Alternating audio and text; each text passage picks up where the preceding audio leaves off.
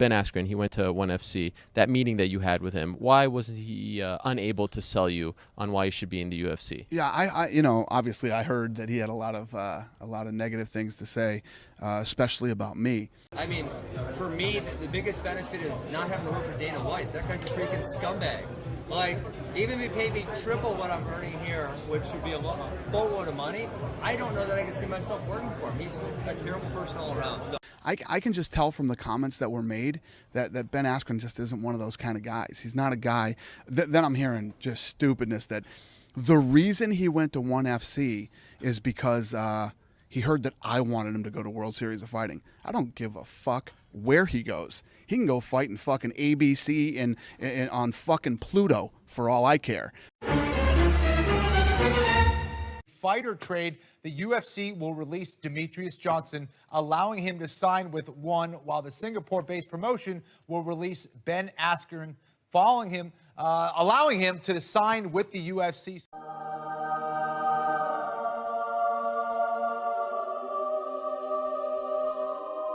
Yeah, we'll get it figured out. If that 165 becomes available, America-Russia is always a great storyline. It always is, from like since the Cold War. America and Russia. Think about that. Think about how it sells.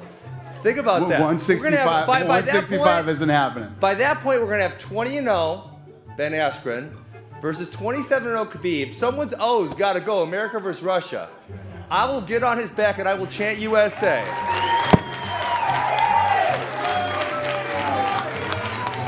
What's it like after all this? Yeah, having Ben Askren up here?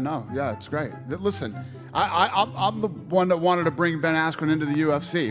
I made this decision. He's here. He's a UFC fighter, and yeah, I make the fights, and they either win them or lose them on their own. Has nothing to do with me. Okay, so can you imagine like a 75-year-old Dana sitting there? Do you smoke cigars, drink whiskey? You do something probably, right?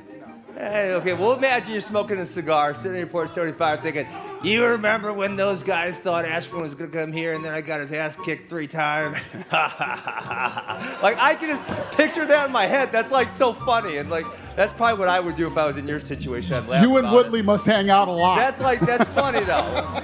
Think about that. That's a funny picture. And then that's a total Woodley conspiracy. I can hear you two in the gym. Come on. Oh, you're trying to get me beat I'm Gucci. I got more answer, but that's a funny visual. Think about the visual.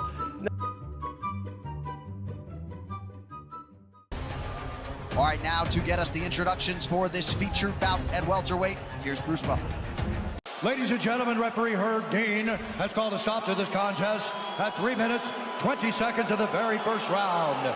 Declaring the winner by submission due to a bulldog choke, Ben Funky Askren. All right, let's have some fucking fun. You thought of that stoppage? Bad stoppage.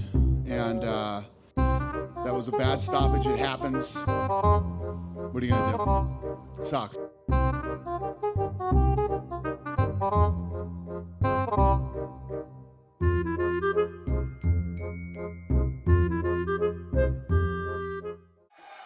Why was it so important for you to be here? And tell us where your opponent is. Why is he not here?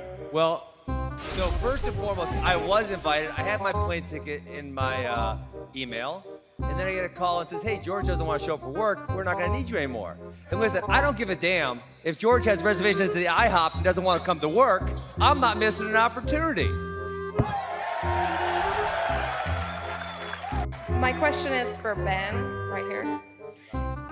We saw some unfortunate trash talking on Twitter last week, and I'm curious if you have a limit for your trash talking and what that limit is. Well, I don't attack wives or families or religions. That being said, unless the boss thinks it looks bad on the UFC, I think they're grown men and they need to deal with the repercussions. So I guess in that situation, I believe in freedom of speech for them to say whatever the hell they want. And if there's negative repercussions for themselves, they got to deal with it. They're adults. Right. Now, I have a question for Dana, but he wandered off. I'll answer. Yes, me. I got you. I'm going to answer your question. No, she's asking you, and I was going to answer for you. That's all right. What do you got? I'm curious if you have an update on Cyborg and the featherweight division. What's the question? you know, we'll see. That's up to John Jones. But yeah, he's headlining, and hopefully, you know, it all works out. Well, I guess and Brett, they put me on the card, so in case John doesn't show up for work, I got your numbers. We'll be Thanks, good. buddy. You have a second headliner on the card, yeah. Hey, Dana, it's the Schmo. Nice to see you. You look good. Thanks, it seems buddy. like a lot of your 155ers are making the jump to welterweight, and a lot of your welterweights are coming down to 155.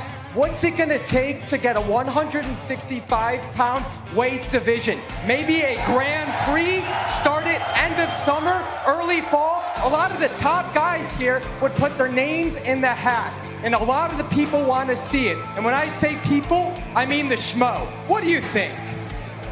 What the fuck is that? What the fuck just happened? Yeah, it's not going to happen, Schmo. Sorry. Dana, let me remind you this. 27-0, 20-0, USA, Russia. Mian Khabib's back. I know. You tried to Wherever sell you me on that want. one before. I heard that one before. Listen, Thanks for coming, everybody. We appreciate it. Have a great day.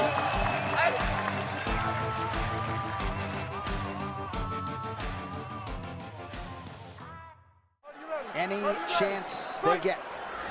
The fight clock is brought. Ladies and gentlemen, referee Jason Herzog has called a stop to this contest at 5 seconds of the very first round, declaring the winner by knockout, Jorge Gamebred Masvidal. All right, guys. The attendance was 18,358. It was a sellout. $6.06 million gate. The performance of the night went to Masvidal, Nunes, Jan, and Yadong. They all won $50,000. Congratulations. What was your take on what he did? Yeah, that dude's a killer, man. He is. What a brilliant plan, execution. I mean, everything of that flying knee was brilliant. If you're going into a fight with Ben Askren, you can 99.9% predict that he's going to try to take you down right out the gate, and that's what he thought. He set up the flying knee perfectly. He landed it perfectly, and it was super impressive.